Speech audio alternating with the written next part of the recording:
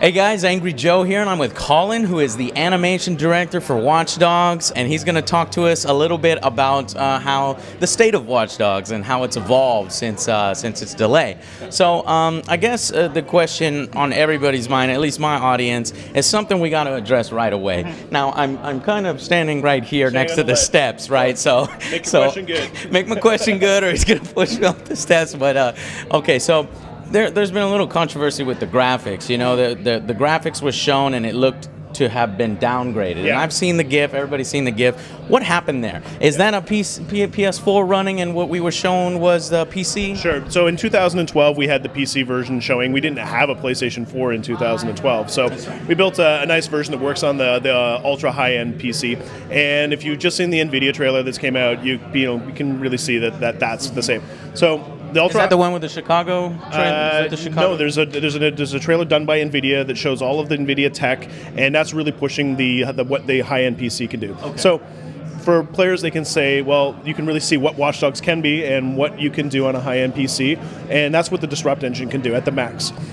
Since E3 2013, we've been showing the PlayStation 4 content, and so you can pretty much see the rest of the content is from the PlayStation 4. So I think that's pretty much squash, guys. And right now, all these demos down here are running on PlayStation 4, and I've seen the game, and it looks great. It looks beautiful. It looks as good as, if not better than, Grand Theft Auto 5. Of course, I would expect that since we are running on PS4s versus Xbox 360 and things like that. So anyway, I looked at the PC specs. I noticed they were quite high, and like 6 gigabytes of RAM. Yeah. Are we going to be able to match E3's the look of the game at E3? If you have the ultra specs, you should get the same result. If you have all of the NVIDIA, it was beautiful. I think it blew a lot of people away at the amount of detail that's been put into the world. And basically, from there, as your hardware sort of comes down in power, you're going to sort of get closer and closer to what you see on the PlayStation 4.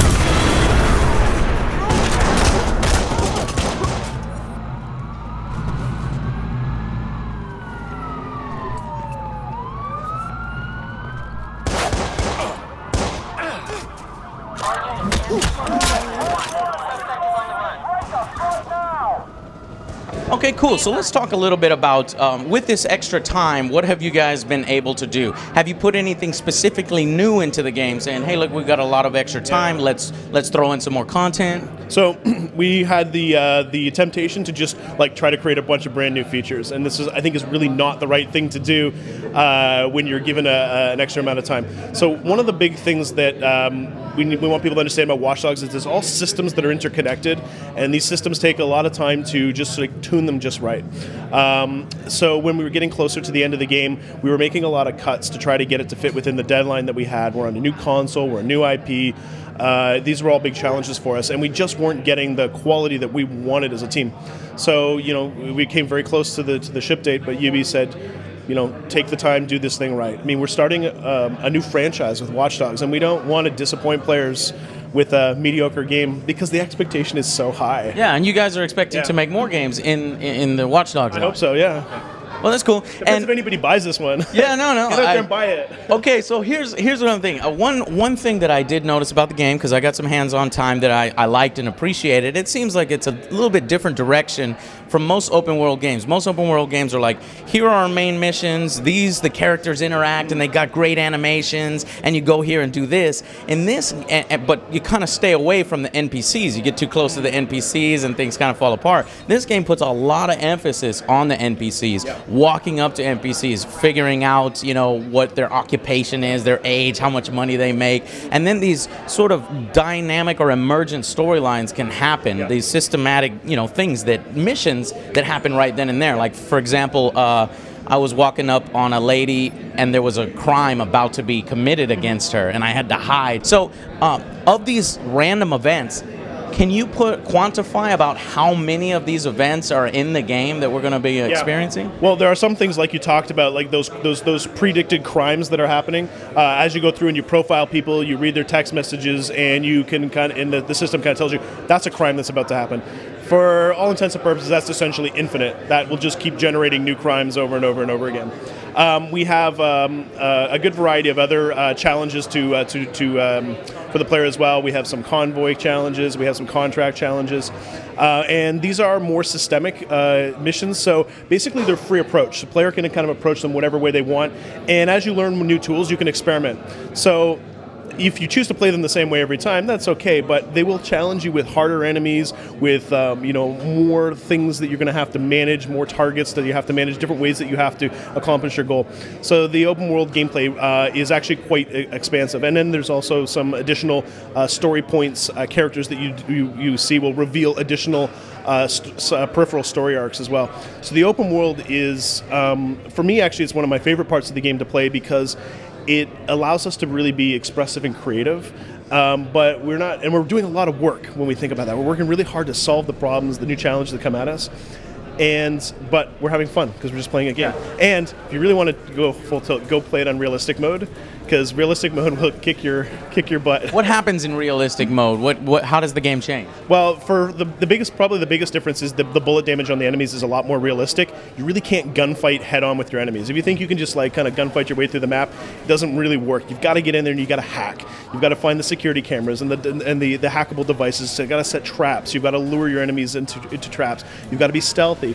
And one of the things that I think I can't wait to see it when players upload their videos from Watchdogs onto the net, because we're going to see people combine different things like shooting plus hacking, plus exploding IDs, traffic light, traffic jams, steam pipes, and all of this kind of layers on top of itself. So there isn't a right or wrong way to play the game. Players can invent their own style, and you can replay this. Like, you can just replay it over and over again. Yeah, I noticed that when I hopped on a motorcycle, I was supposed to chase down a car, and I was like, okay, well, how do I shoot from my motorcycle? But I couldn't shoot from the motorcycle, which, in previous open world games, this has been rather hard to do. In this one, you don't always solve all problems with shooting with your gun. In this case, I stopped the guy by popping up those parking roadblocks, slamming, the barriers. Well, I mean, if it's good to have a gun, I guess, but if you can actually explode the road underneath the guy and launch. Oh yeah, that ability looks really impressive. Yes, that's actually one of my favorites. You got me excited when you said endless content. Let's talk a little bit about, first off, how many hours are players going to experience in this game? I mean, how long is this game? I saw the content wheel. I think after the tutorial and the first mission, I was only at like 0.3%. How much can we expect? Well, the story mission contributes for a good chunk of the progression. So,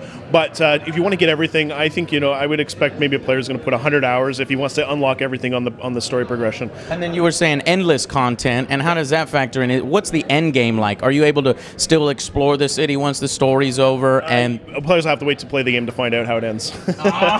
Okay. Well, let's talk a little bit about multiplayer. I think a lot of people are excited about that, and there hasn't really been a whole lot of media on that. How many different modes are in multiplayer, and can you explain some of them? Well, you saw some of the modes today, and maybe you can tell people how you probably I will. Experience it. One of the things that we keep talking about is that we have seamless multiplayer. So that when you're playing the game, you don't have to go to another menu and load it, and you're also not always necessarily playing against like the elite multiplayer.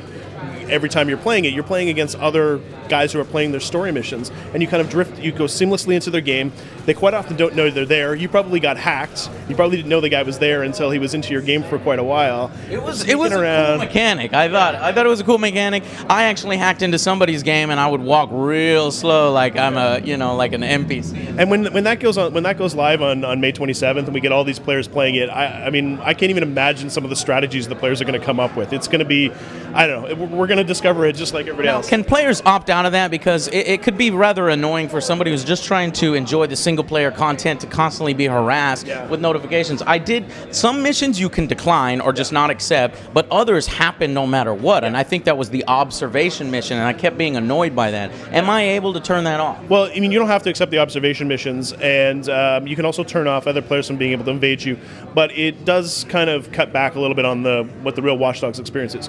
The dev team, nobody ever turns this feature off.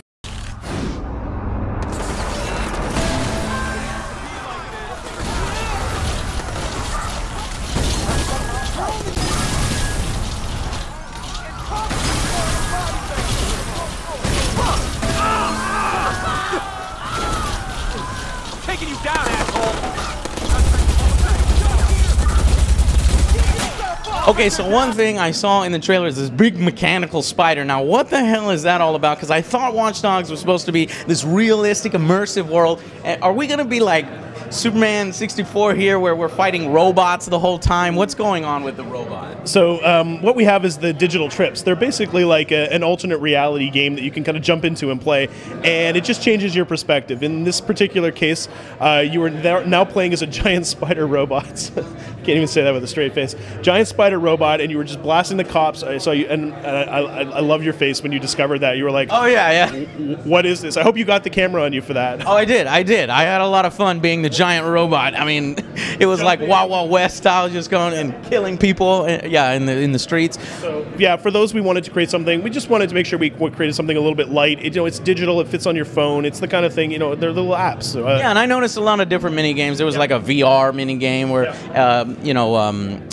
augmented reality, where you're shooting down space invaders and stuff, and that was cool. Can you talk about other mini games that we might be playing? Well, I noticed you were playing chess, so we have a full chess game. I noticed that they were like puzzles. It's full chess. You have full chess in there. Okay. Yeah, you can do the puzzles and then you can play full chess. We have a couple of other augmented reality mini games that probably players will maybe. I'm not sure if we talked about them yet. Players maybe will see them on some of the B-roll. So yeah, there's a ton of stuff. It's one of the plus things about developing at Ubisoft is we have a lot of different developers around the world that help work on Watch Dogs. It's not just Ubisoft Montreal. So we're able to use the teams in England and in France to help contribute with some of our peripheral content, some of our fun stuff.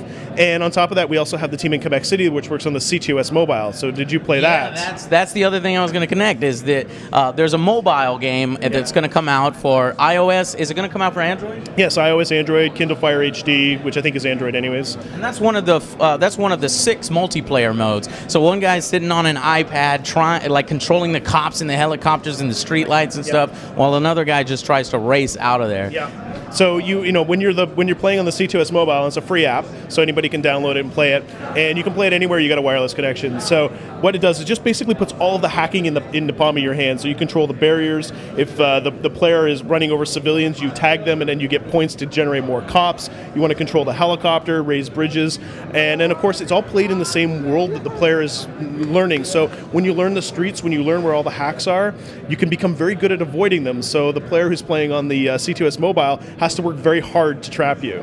It's tough. The mobile games, like, I have yet to encounter a game that the mobile app works like day one. Yeah. I guess that's just because of the flood of players coming in. Are you guys hoping that we'll cross our fingers and work hard? And I'm pretty sure. Now, are these connected? Can you carry over your experience from the mobile into the game, or are they separate? Yeah, well, for our online, we have an online progression, so we have special skills tree for the online, and all of this contributes back to the online notoriety skill points. Okay. So about how large is this map? I mean, can you compare it to some other games? Yeah, it's hard to compare it to other games. I'll say one thing. It's a very large map for the type of game that we've built. We don't have flying in our game, so we don't have to have a great big empty space for the player to fly his plane around. So we tried to make sure that we had really good, dense content. Every part of the world is used, and the story and the open world mission should take you to the whole world. It's a game more based at the sort of the ground level and driving level and hacking level. Okay, and since it's all about this, dynamic storytelling and emergent gameplay, can you tell me maybe 2 stories that you or maybe playtesters you know of have experienced that were extra fun or crazy? Well, something that I like to do, I've been experimenting with recently, is trying to get the cops to fight against the mobs and kind of try to be the puppet master, just sit in the back and hack. So I like to run out in the street, grab a gun, point it in the air, threaten people, and then when they freak out and call the cops, I like to try to hide near the enemies and try to get the cops to try to fight them. Sometimes it's really cool to see like a group of mobsters trying to shoot a helicopter out of the sky. Yeah. Sometimes they can. I noticed that, there are certain sections in the game where you go up, you jump into a camera, you jump into another camera, hack it, and then also manipulate the security guards or police in the area. It almost turns from this open world game into almost like a simulation, like a god simulator, where you like trick people into doing certain things. There's definitely different perspectives in Watch Dogs. Like, that's a good point. Their security cameras are not hostile. And they're just one way to sort of alter your perspective. Now, the game, like I said before, the game is a full simulation. So every civilian is an actual real AI. Every NPC is a real AI. Nothing is fake. So that if you hack something, that character reacts according to what their AI simulation of it is. And you can jump all the way around the block look at something from the other side, explode something, people might react to that, then you can use that as a distraction. There's a completely sort of, like you said, the God-eye version of the way to play the game. So I hope players are going to play with that and experiment with that. Sounds like a ton of content, and then you've got the endless sort of crime system, crime investigations. But are we going to get any DLC? Is there any DLC plans, season pass, anything like that? To be determined. Check the rumors online. Okay, check the rumors online. All right. Well, thank you so much for taking the time to speak with us today. We really appreciate it, and we'll see you guys on the next Angry Joe Show.